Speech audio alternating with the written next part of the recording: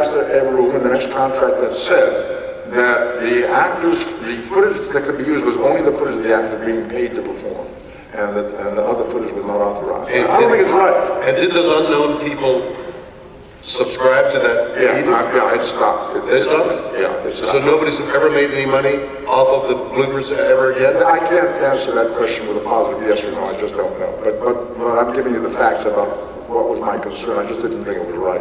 If, for example, if a writer is hired to write a script, and the writer is typing away at his typewriter or his computer, it used to be typewriter, he's at his computer typing a script, and he does a couple of pages that he thinks are really trashy, he doesn't like it at all, and says some ridiculous thing like, this is trash, I don't like this, and rips it out and throws it in the wastebasket. Is somebody going to tell me to come in and take it out of the wastebasket and sell it? That's what it amounts to. Why are we getting so serious? How did this happen? Are you interested in this? They're listening. Yes. Okay. Same thing. I understand that completely, and since I was part of it, I absolutely agree with you. But the same thing has happened to me on more than one occasion, where we're in rehearsal, and I said, no, this thing should be over here. No, it should be over there. I don't like this thing in the first place. Yeah. And that is lifted and played in front of an audience and played on the air. Rehearsal tapes and stuff like that, where you're in the middle of a discussion, and it's not right. And not only is it not right, it's unlawful, and besides which, it shows you in a light that you don't necessarily want to be in. No, that's right. I understand the audience's interest in seeing it, because it gives them a look at the process that we go through to do our work. I understand the audience. From an audience point of view, I get it. But from the artist's point of view, the actor or the writer or whatever it is, it's not right. I agree. But the bloopers are out there. They're very funny, and so there you are. So now we can play the blooper reel, please. It'll only cost you $5. Next question. Hello. Hello. Thank you for coming. What? I really appreciate it. Okay. I just wanted to make a comment and then possibly a very tiny, small request. Well, why don't you make a tiny comment or ask a large question? Well, my comment is that the iconic characters that you portrayed in the storylines and the show really reach across different cultures and generations, and I experienced that myself. My father-in-law, who is a police officer, obviously from a different time and a different generation, we don't always see eye to eye on certain things, but one of the things that we connect with together is our love of classic Star Trek. He's retiring in November. He's been a police officer for 20 years. He served his community in several different ways, and my small request was, I was wondering if I could get you on film saying hello to him. Are you filming right now?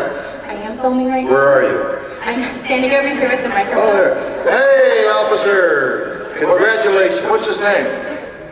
His name, coincidentally enough, is Jim.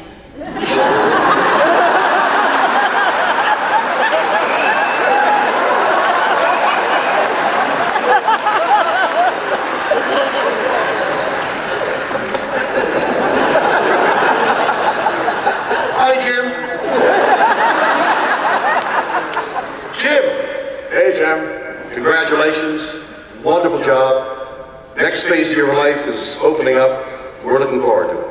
Bye-bye.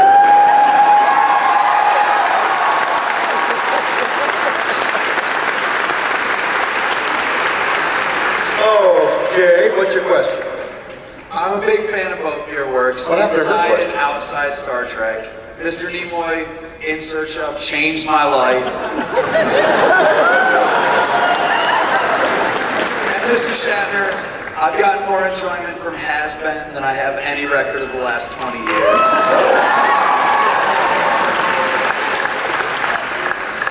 I had a question for both of you, but I'm going to talk to Mr. Nimoy.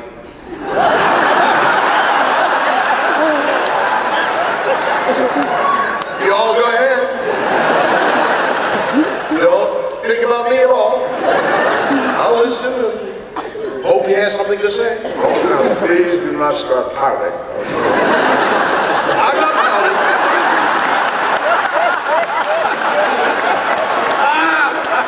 Don't think of this as pouting. I'm just resting. My pack came. I'm no longer a member of the pack.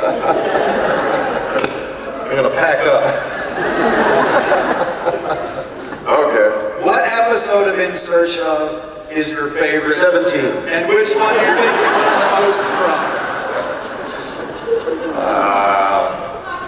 We had a lot of interesting episodes, and some of them, some of the subject matter we came back to several times. I think we must have done Bigfoot 5 or 6 times.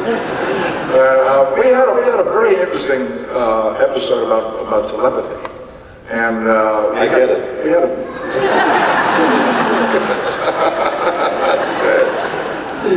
We have these special cards that are designed for communication of ideas, and I'm looking at a card and there are 5 or 6 young people sitting around trying to guess what card I'm looking at.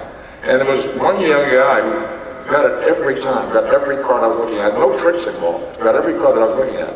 And the odds against that are millions to one. And none of us could ever figure out how he did it. Overhead camera, just looking down. No tricks. They do that in the poker games all the time. Yeah, I know that. They pick the poker. Yeah, I know that. I've seen that on TV. But I was... Seriously, there was one guy who got them all the time? Yeah. Was there any explanation? It's just impossible to do it. It just kept getting the card. No, there was no explanation. No.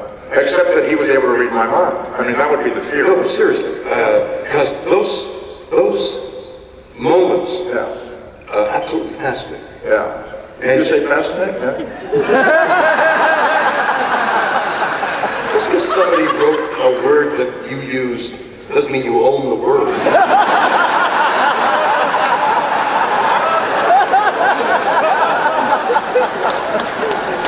Live long and prosper. I can say that anytime. Seriously, say it, but it doesn't mean the same as me saying it.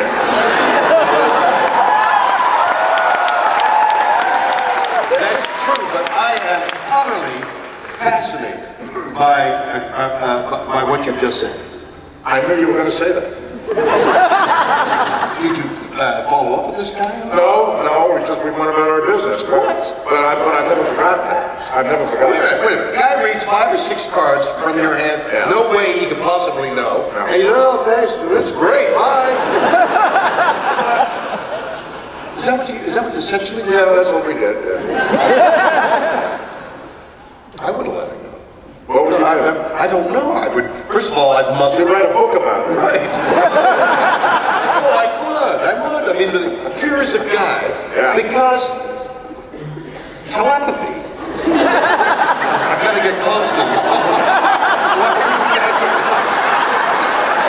Why are you backing up? Why are you backing up? What? I mean, that is fascinating. Yeah. Oh, there's that word. That drives me nuts. You're right, we probably should have explored it further, but I've never forgotten it, obviously. I mean, that happened 30 years ago. It's just, Jeez, Leonard. I'm sorry to disappoint you. Well, it is. I wonder if that guy would ever raise Make such a big deal out of it. It's a big deal. It's part of the mystery of life. We don't know how that happens. You hang on to your feud with George McCabe forever. It's okay. Forever. Go I'm ahead. serious. That in itself. Let's go in search of that guy. He was a young boy. It must have been about, I don't know, 15, 16 years old. Are you serious? Yeah. And you said goodbye? I think he's Should have introduced him to George. I think he's gone on to win various poker tournaments and all kinds of stuff. I don't know.